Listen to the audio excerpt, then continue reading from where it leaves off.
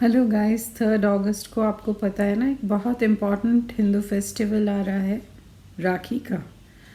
तो राखी तो purest form of relationship, जो ब्रदर सिस्टर का रिलेशनशिप होता है, उसको सेलिब्रेट करने के लिए मनाते हैं। उस दिन सिस्टर्स अच्छे से तैयार होके, पूरी रंगोली सजा के, थाली सजा के ब्रदर को घर पे बुलाती हैं, खाना खिलाती हैं, टीका लगाती हैं और ब्रदर और उनकी लॉन्ग लाइफ के लिए प्रेयर करती हैं। ब्रदर्स भी रिटर्न में उनको प्रोटेक्ट करने का वादा करते हैं, ज़िंदगी में उनको कभी कोई मुश्किल नहीं आए, इसका उनको वचन देते हैं। रक्षाबंधन का अर्थ हुआ बॉन्ड ऑफ प्रोटेक्शन। रक्षा यानी प्रोटेक्शन, और बंधन जो सिस्टर बांधती है वो धागा, रक्षा का वो बॉन्ड।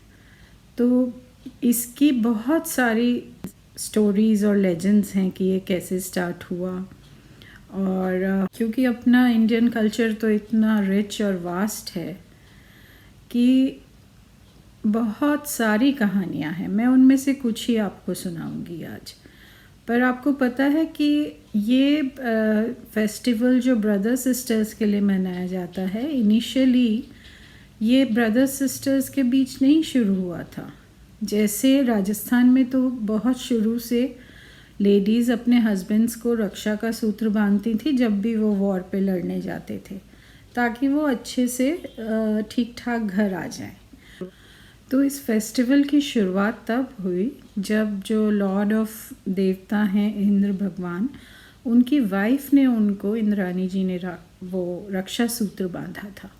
और उस दिन श्रावण मास की पूर्णिमा थी, तो उसी दिन से इसको फेस्टिवल को श्रावण मास की पूर्णिमा को मनाया जाने लगा। और उन्होंने रक्षा के लिए बांधा था इंद्र जी की इसलिए रक्षाबंधन कहलाने लगा। हुआ ये था कि बहुत सालों तक देवताओं और असुरों के बीच में लड़ाई चल रही थी, तो वो देवता हारते हुए दिख रहे थे। तो बहुत परेशान हो गए इंद्रदेव। वो विष्णु जी के पास गए। विष्णु जी ने बोला इंद्रानी जी को कि आप पूजा करके एक रक्षा का सूत्र इन्हें बांध के फिर भेजिएगा वॉर में। तो इंद्रानी जी ने ऐसा ही किया। उसके बाद वो युद्ध जीत गए। तो तब से ये फेस्टिवल मनाया जाने लगा। तो बेसिकली ये स्टार्ट हुआ जब वाइफ ने हस्बैंड की रक्षा के लिए उनको धागा बांधा। इंद्रानी जी ने इंद्र जी को धागा बांधा। और एक स्टोरी राजा बलि और लक्ष्मी जी के बीच की है। उन्होंने, लक्ष्मी जी ने राजा बलि को जब रक्षा का बंधन बांधा था, वो हुआ ये था, आप जानते हैं ना, जब विष्णु जी ने वामन अवतार लिया था ब्राह्मण का रूप लेके, उन्होंने राजा बलि से सारा लैंड, अर्थ, स्काई सब ले लिया था। तो राजा बलि को फिर ये धरती छोड़ के पाताल में जाके रहना पड़ा। पर उन्होंने सब दान दे दिया था। तो विष्णु जी बहुत प्रसन्न हुए और बोले कि कुछ भी मांग लो। तो इन्होंने मांगा कि हमेशा मेरे साथ रहें। और तो विष्णु जी को मानना पड़ा। वो उनके द्वारपाल बन के पाताल लोक में रहने लगे। अब विष्णु जी पाताल लोक में रहेंगे तो लक्ष्मी जी तो अकेली रह गई। वैकुंठ धाम का कैसे काम होगा? तो वो बहुत परेशान हुई। तो उन्होंने नारद मुनि से पूछा क्या करें। नारद मुनि ने बोला कि उनको जाके आप राखी बांध दीजिए। तो लक्ष्मी जी गई पाताल लोक और उन्होंने राजा बलि को राखी बांध दी। और राजा बलि ने जब बोला कि आप बताइए मैं आपको क्या दूं बदले में, तो उन्होंने बोला आप विष्णु जी को मुक्त कर दीजिए ताकि वो मेरे साथ वैकुंठ धाम जा सके। इसी तरह तो उन्होंने अपना वचन निभाया। राजा बलि ने, विष्णु जी मुक्त हो गए और लक्ष्मी जी के संग वैकुंठ धाम में रहने लगे। तीसरी तो बहुत ही इंटरेस्टिंग स्टोरी है। आपको पता है संतोषी माता का जन्म कैसे हुआ था? संतोषी माता का जन्म गणेश जी ने राखी बांधने के लिए किया था अपने बेटों को। संतोषी माता जानते हैं ना, मामा लोग फ्राइडे को व्रत करती हैं, चना और गुड़ का प्रसाद रखती हैं, वो संतोषी माता का। हुआ ये था कि गणेश जी की सिस्टर जब उनको राखी बांधने आई तो गणेश जी के 2 पुत्र थे, शुभ और लाभ। तो उनको बहुत ये लगा हमारे कोई सिस्टर नहीं है, हमारे कोई सिस्टर नहीं है। तो वो गणेश जी को कहने लगे कि हमें भी सिस्टर दिलवाइए। तो गणेश जी टालते रहे। फिर नारद मुनि ने उनको समझाया कि एक लड़की की घर में कितनी ज़रूरत और महत्ता होती है और एक बहन की भाइयों के जीवन में कितनी महत्ता होती है। तो गणेश जी ने फिर उत्पन्न किया संतोषी माँ को। वो शुभ और लाभ को राखी बांधी और उनकी बहन बनी। और कृष्ण जी के बारे में तो आप सभी जानते हैं ना, और ये भी जानते हैं कि द्रौपदी को उन्होंने भरी सभा में अपमानित होने से बचाया था।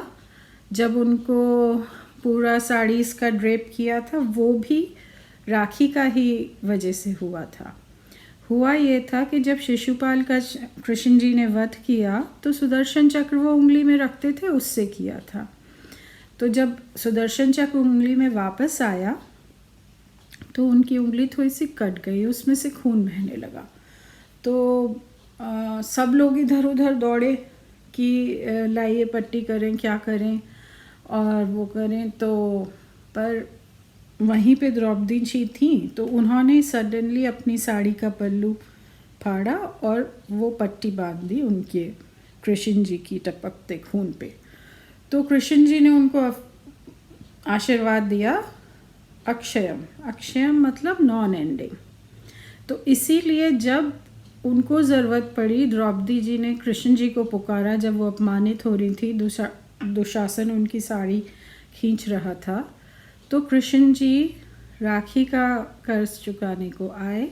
उन्होंने वो नॉन एंडिंग साड़ी उनको ड्रेप करते चले गए ताकि वो अपनी बहन को प्रोटेक्ट कर सके। इसी तरह एक और लेजेंड है। अब देखिए, मैं तो राजस्थान की हूँ, तो सबसे इम्पोर्टेंट तो राजस्थान की एक स्टोरी सुनाऊंगी। वो है रानी कर्णावती और हुमायूं का। रानी कर्णावती थी चित्तौड़ की महारानी।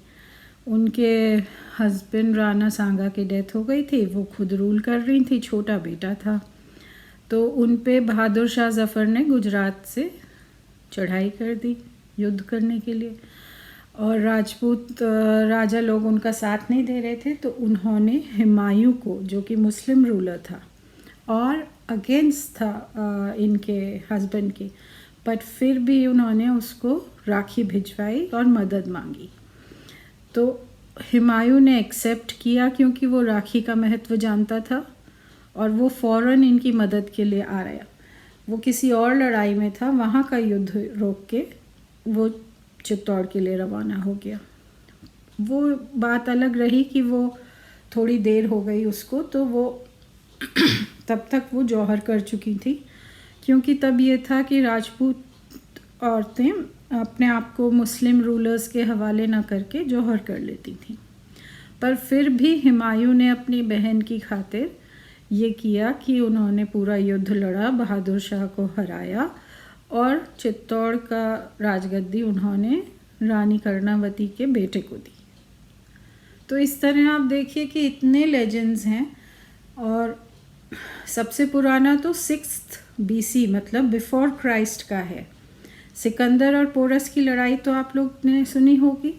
तो सिकंदर की वाइफ जो थी रॉक्जान, अलेक्जेंडर की वाइफ, उसको पता था कि राजा पुरु इतने ताकतवर हैं, जो पोरस हैं, वो अलेक्जेंडर हार जाएंगे। तो उन्होंने पहले राखी भेज दी पुरु राजा को। तो जैसे ही वॉर में जब पोरस के सामने अलेक्जेंडर आए और पोरस उनको मारने वाला था तलवार से, उसको राखी दिख गई अपने हाथ पे। तो उसको अपना वचन याद आ गया कि नहीं, मैं अपनी बहन के पति के जान नहीं लूँगा। तो उसने उनको छोड़ दिया।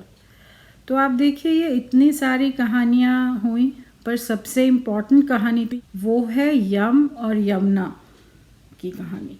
यम तो लॉर्ड ऑफ डेथ जो आप जानते हैं, यमराज को, वो सूर्य देवता के पुत्र थे और यमुना देवी जो रिवर हैं वो उनकी पुत्री थी सूर्य देवता की। तो एक बार कई सालों तक यमराज यमुना जी से मिलने नहीं जा पाए, तो बहुत परेशान हुई। उन्होंने गंगा जी से कह के, जो रिवर हैं गंगा जी, उनसे कह के उनको बुलवाया। फिर जब यमराज उनके घर गए तो उन्होंने बहुत उनके लिए अच्छे पकवान बनाए, बहुत घर की सफाई की और बहुत अच्छे से उनको रक्षा सूत्र बांधा। तो यमराज खुश होके उन्होंने बोला कि आपको क्या चाहिए? तो इन्होंने बोला कि मुझे बस ये चाहिए कि मैं आपको हर बार राखी बांध सकूं। तो उनको उन्होंने इमॉर्टलिटी का वरदान दे दिया कि हमेशा बनी रहें। और उन्होंने ये भी बोला कि इस दिन जो भी भाई अपनी बहन के घर जाके उससे राखी बंधवाएगा उसको भी इमॉर्टैलिटी मिलेगी। तो तब से ये राखी का बंधन उसकी शुरुआत हो, इस उसमें कि वो भाइयों को भी लॉन्ग लाइफ मिले और बहन का वो प्रोटेक्शन करे। आपको पता है ना, राखी पे भाई लोग भी कितने एक्साइटेड होते हैं, यहाँ तक पूरी हाथ में राखी बंधवाते हैं और उनको ये रहता है कि किसके ज़्यादा राखी बंधी, किसकी ज़्यादा हैं। और बहनें भी बहुत वो होती हैं कि उनको गिफ्ट मिलेगा, वो भाई के पसंद की मिठाई उन्हें खिलाती हैं। तो बस ये कहना था कि इन सब लेजेंड से और इससे ये तो आपको पता चला कि ये बस प्यार का, रिश्तों का, भावनाओं का बंधन है। ये ज़रूरी नहीं है कि भाई और बहन के बीच का हो।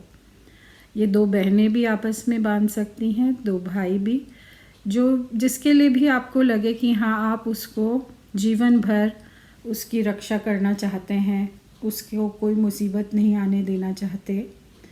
जैसे आप अपने पेरेंट्स को बांध सकते हैं, आप अपने गुरु को बांध सकते हैं, गुरु शिष्य को बांधता है, और आप सोल्जर्स को भी भेज सकते हैं कि सोल्जर्स आपके नेशन की रक्षा करते हैं आपके लिए।